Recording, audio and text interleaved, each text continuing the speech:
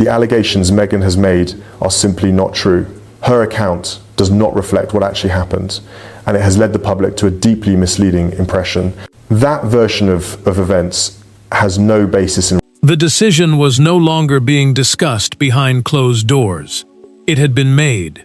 William had crossed a line few inside the royal household believed he would ever cross, stripping Meghan of her remaining royal title recognition and cutting Sussex access to major palace events.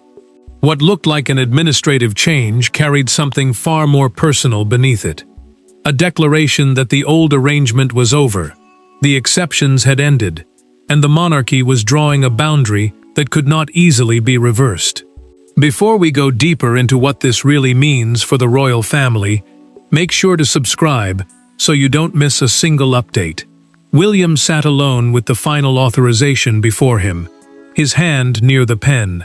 Palace protocol, the internal rules governing official roles, access, ceremony, and recognition had become the battlefield.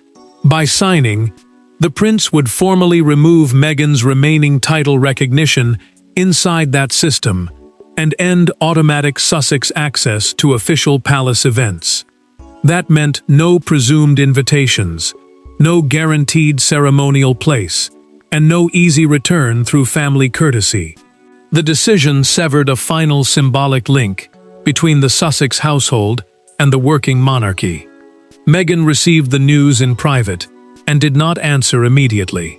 She read the message twice before asking the question that exposed the deeper wound. Did the restriction apply only to her, or to Harry too? The answer cut deeper. The order covered Sussex access as a household matter, meaning future attendance would require specific approval rather than inherited expectation. For her, that transformed the decision from a personal loss into something touching family and belonging. For William, the same rule represented clarity after years of uncertainty. The most decisive language sat deeper in the authorization. A clause blocked discretionary palace invitations unless senior approval had been granted, closing the informal route used for sensitive family occasions. William knew what that meant. A sympathetic courtier could no longer smooth over tension with a last-minute invitation. He was replacing flexibility with structure, and reversing it would make him look uncertain at the moment he wanted the monarchy to appear disciplined. Charles learned of the wording only after it had been finalized. He read the summary, set it down, and remained silent long enough for the room to feel colder. The king had not been asked to shape every sentence. That detail marked a shift in power. William was no longer simply offering advice about the monarchy's future. He was beginning to define the boundaries he expected that future to keep. The decree carried his authority, but behind every line stood a family history far more deeply painful than any palace document could reveal. For the palace, the decision could be described in language about access, protocol, and responsibility. For William, Meghan, Harry, and Charles, it could never be that simple. Each carried a different memory of how the family reached this point, and each understood that the loss of a title was only the visible part of the wound. Beneath it sat resentment, loyalty, disappointment, and one uncomfortable truth. Every choice now forced someone to decide which family they were protecting. Harry moved across the room after reading the details, then stopped abruptly. The restrictions were no longer abstract to him. As a family member outside the working royal structure, he no longer represented the crown officially, but titles, family history, his children, and major ceremonies still tied him emotionally to the institution. He turned and said the order felt less like palace discipline and more like his brother personally closing the family door. Meghan listened without interrupting, but her attention had already shifted to something deeper than status. Meghan focused almost entirely on the event restrictions. Losing recognition carried symbolic weight, but future ceremonies touched family memory in a different way. She understood that birthdays, commemorations, state occasions, and major royal gatherings could shape how her children understood their connection to the wider family. Harry shared that fear, yet his anger remained fixed on William because the decision had come from someone who knew exactly how much those connections meant. Charles read the summary in silence and removed his glasses. He placed them beside the file without speaking. The king understood both sides too clearly. He felt sympathy for his younger son, but he also knew the future king had spent years worrying about blurred lines between private relatives and public representatives.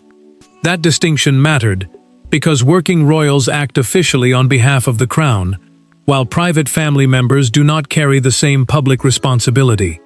William feared that allowing the benefits of both positions to overlap would create confusion that eventually became impossible to control. William felt the pressure differently. He was thinking beyond one argument, one invitation, or one damaged relationship. Precedent mattered to him because every exception created an example that future palace officials might be expected to follow. If non-working family members continued receiving ceremonial privileges automatically, the prince believed the monarchy he would one day inherit could become trapped between personal affection and institutional duty. The tension, therefore, ran in opposite directions. Harry saw rejection. Meghan saw consequences for family belonging. Charles saw two sons drifting further apart. William saw a future institution becoming harder to protect. But none of them had reached this point through theory alone. Months earlier, one specific royal gathering had exposed the problem in a way William never forgot. And when palace officials later traced the rupture backward, almost every path led to the same tense evening when a private disagreement became impossible to ignore. Long before the order was signed, there had been a warning.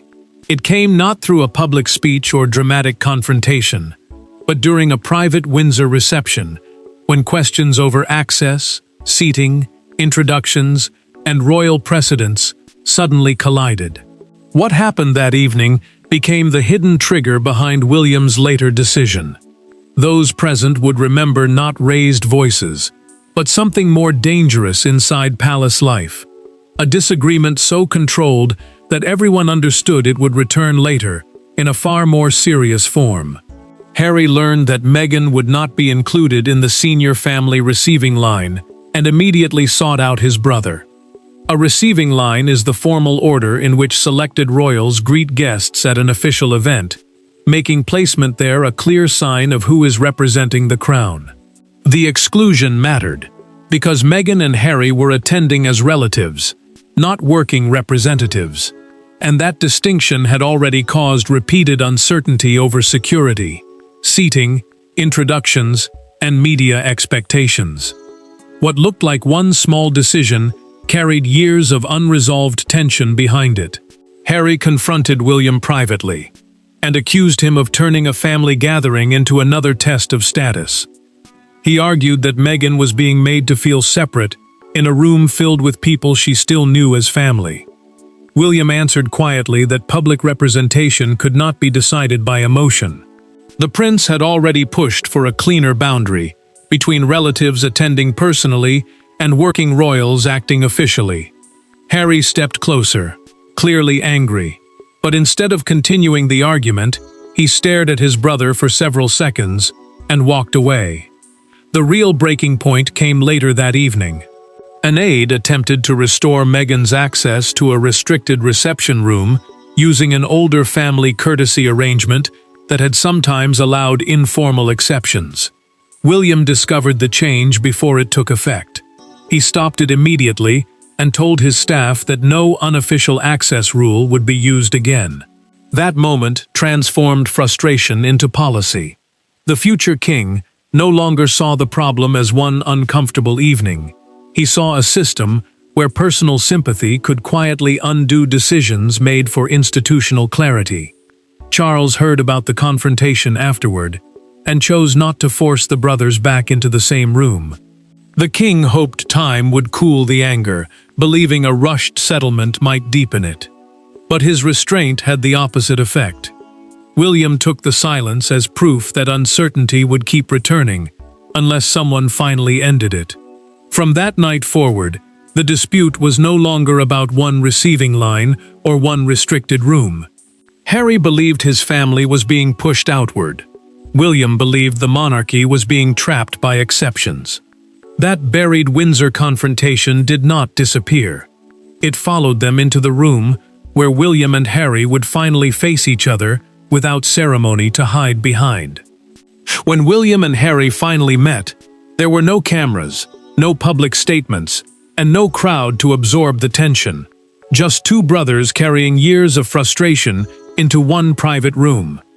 William believed the monarchy had been forced to operate under uncertainty for too long.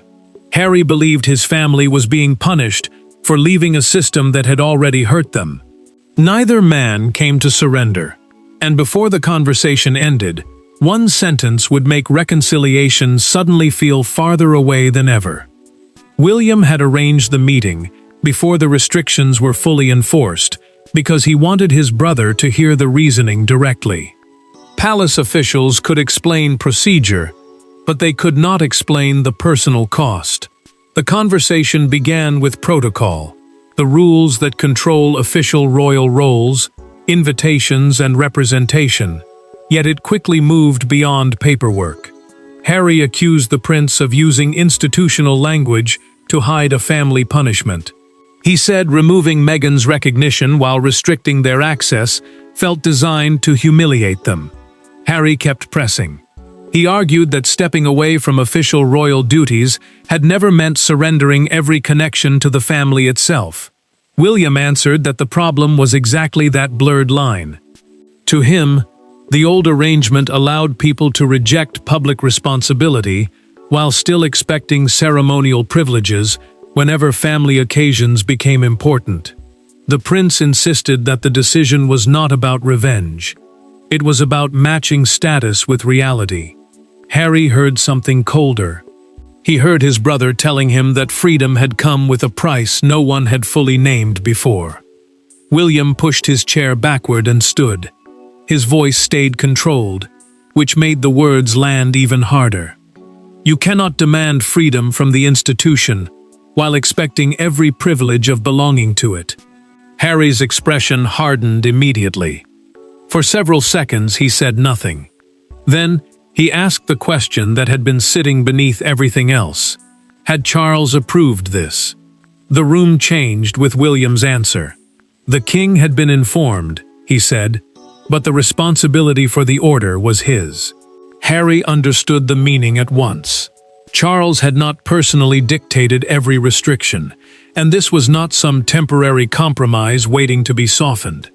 He was facing the future king's own vision of how the monarchy should operate. That realization made the disagreement feel larger than one damaged relationship. Harry left without giving his brother agreement or forgiveness. William remained behind, knowing the confrontation had solved nothing emotionally. But he also knew his position was no longer uncertain. Beyond that closed door, the machinery of royal power was already moving, and William knew exactly which levers he intended to pull. Royal power rarely announces itself with shouting. More often, it appears as a changed guest list, a rewritten protocol note, a name removed from an internal circulation sheet. William understood that reality. His decision would matter only if the palace treated it as permanent, rather than personal. That meant transforming a family dispute into a structure. And as senior aides gathered around him, the future king made clear that this was not punishment in his mind. It was preparation. William moved through the implementation line by line. Palace events were never controlled by one simple guest list. Invitation authority determined who could be formally asked to attend. Security clearance decided who could enter protected areas. Ceremonial precedence controlled where people stood or sat. And official representation defined who was present on behalf of the crown. The prince wanted those layers aligned, so family connection could no longer create automatic access, where official responsibility no longer existed. Charles studied the proposed arrangement, and quietly asked whether the restrictions had become too absolute. The king understood the logic, but he could also see the emotional cost. William answered that uncertainty had already done more damage than clarity. Every exception, he argued, reopened the same argument. Every softened rule invited another dispute over whether Harry and Meghan were attending as private relatives or as figures still carrying the weight of royal status. The future king kept one narrow door open. Rare private invitations could still be authorized personally by the monarch or senior household leadership, meaning family contact was not being erased entirely, but automatic entitlement was ending. Sussex attendance at major ceremonial events would now require specific approval, rather than being presumed because of bloodline or past position. William believed that distinction protected both sides. The palace would know exactly who represented it, while private family invitations could no longer be mistaken for restored royal standing. An aide suggested softer wording. William rejected it.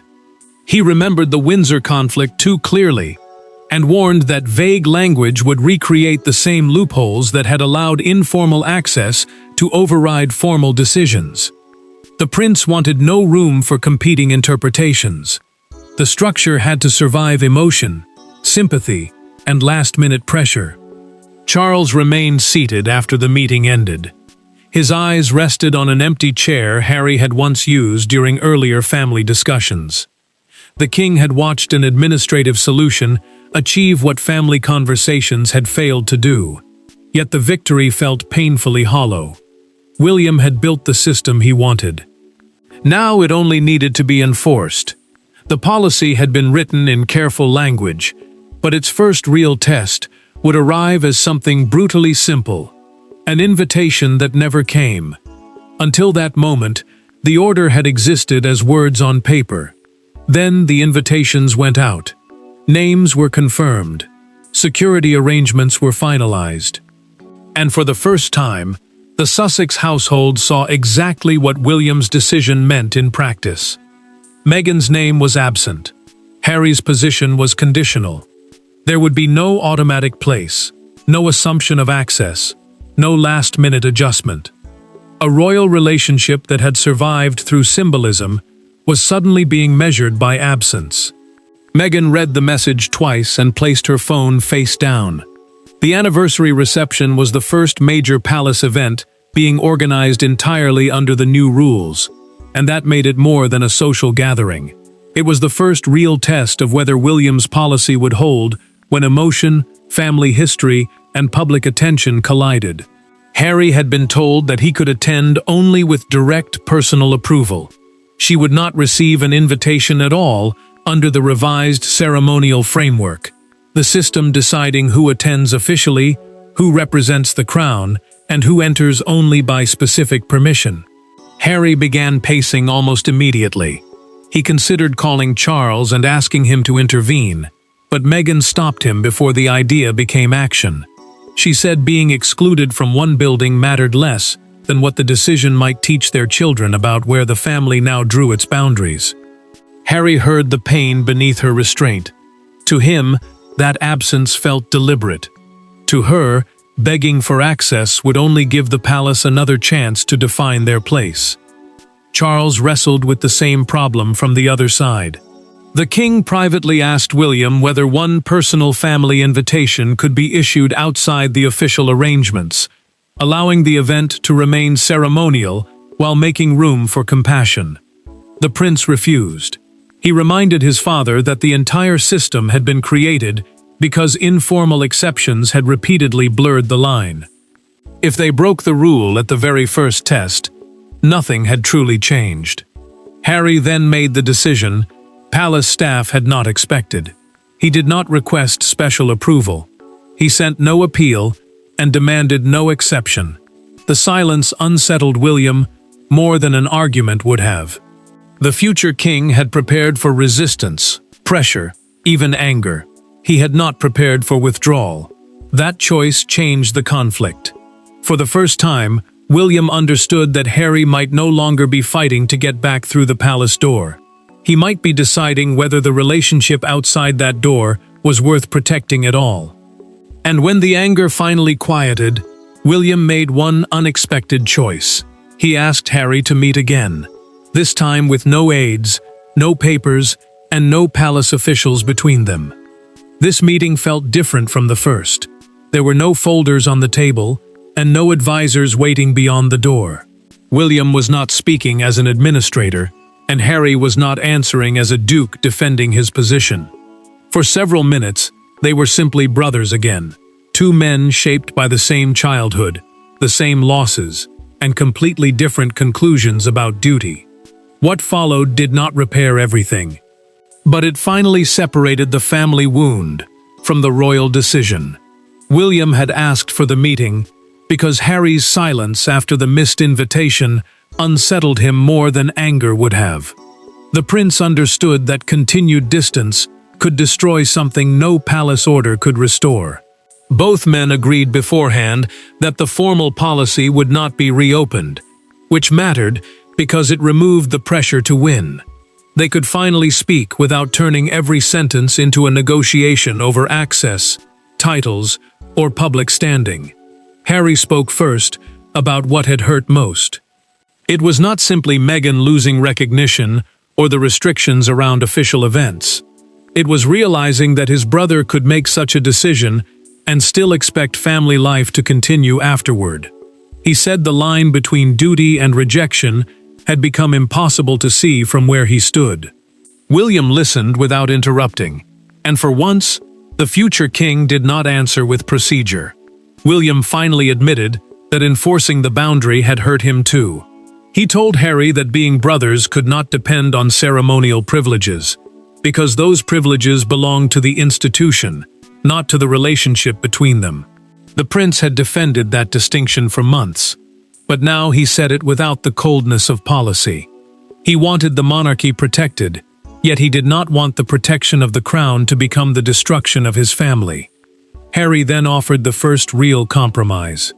He would stop challenging the palace access framework, the formal system controlling who may attend official royal events, provided private family contact was not treated as another extension of palace authority. William agreed. No invitation would be used as proof of affection. No refusal would automatically mean personal rejection. The institutional boundary would remain, but the brothers would stop using it to measure loyalty. The agreement did not heal the past. It did something quieter. It gave them a way to exist outside the argument. But privacy was already running out. Inside the room, two brothers had finally separated family from monarchy. Outside it, Britain was about to combine them again in the loudest possible way. By morning, the private royal boundary had become a national spectacle. Commentators debated power, loyalty, titles, and whether William had acted with necessary discipline or unforgiving severity. Yet one image captured the moment more powerfully than any panel discussion. Outside Buckingham Palace, tourists and royal watchers stood reading the same enormous newspaper headline, some nodding in approval, others staring in disbelief. The family's private fracture was no longer private. It had become a public referendum on what monarchy should demand from those who leave it. William saw the coverage before an engagement and stopped over one photograph longer than he intended. Harry and Meghan appeared beneath the words, "Palace door closes on Sussexes," a fictional morning headline that turned months of private argument into 5 brutal words. Outside Buckingham Palace, a small crowd held up copies beside the gates, while others photographed the front page. The palace response stayed deliberately short, saying only that future attendance would follow updated household arrangements, the internal rules determining how official invitations and family access are handled. That restraint was meant to prevent another public war, but silence left the world free to fill in the gaps. Meghan watched a broadcaster describe the change as a symbolic final separation and switched off the television halfway through. She had already felt the private consequences. Now strangers were giving those consequences their own meaning. To some, she had been pushed out. To others, the monarchy had finally drawn a necessary line. She refused to let either interpretation become the measure of what the decision meant for her family. Harry faced a different pressure. Commentators waited for a statement, expecting anger, accusation, or another public challenge. He gave them nothing. The silence mattered, because it honored the understanding reached with William. Palace access would no longer be used as proof of personal loyalty. By refusing to answer publicly, he protected that fragile boundary, even while the headlines made restraint look almost impossible. William understood the cost of that silence too. The prince could see that his policy appeared far colder, once stripped of the private conversations that had shaped it. Yet he did not reverse course. The distinction between working royals and private relatives had finally become clear, and clarity had always been his goal. Still, clarity was not victory.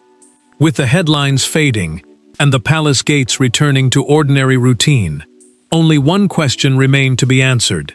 Not what was lost, but what this decision finally settled. In the end, there was no triumphant winner. William kept the boundary he believed the monarchy required. Meghan lost a symbolic connection that had survived long after her working royal role ended. Harry accepted that palace privilege could no longer serve as proof that he still belonged to his family. And Charles was forced to watch a younger generation settle a conflict his own reign had never fully resolved.